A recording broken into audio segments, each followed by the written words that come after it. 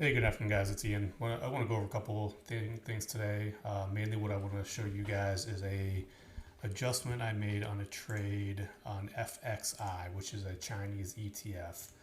Um, Earlier this morning, I actually got into calls right around here for a couple different reasons. Number one, it looked like it was taking a nice bounce up. The Chinese U.S. trade talk supposed to continue here October 10th.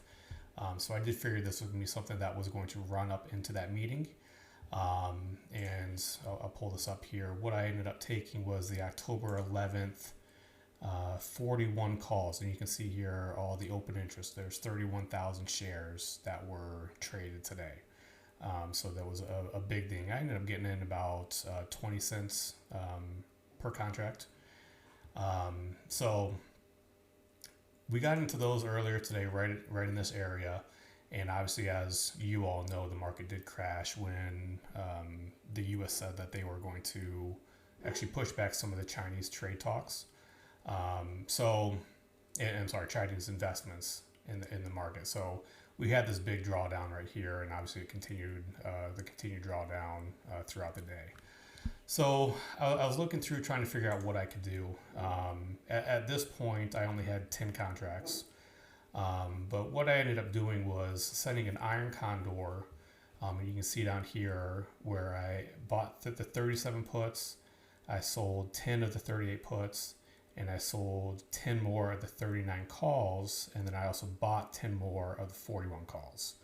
Now, the reason I did that, thinking that the market was going to continue down, as you can see here in my analyzer tab, if FXI continues to come down, I do have a nice iron condor set up in a bearish form where I'm looking about max gain of $690 if it stays in between 39.70 and 37.30. So that gives me a nice area of neutral delta where I can keep the trade going in this area, in the hope that it stays here for a nice gain off of this trade.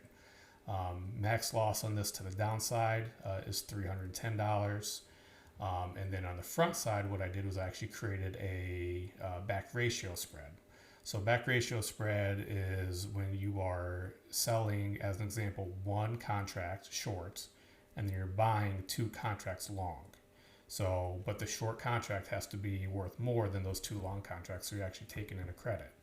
So now what that does is it does give you an unlimited potential to the upside, but I do have a max loss here of about $1,200, but that'll never happen. I'll close this trade out way before we hit that. So for this trade to work, I either need a slow move to the downside, which will keep me in this range for a max gain of 290, or my unlimited potential to the upside, I need a large swing up.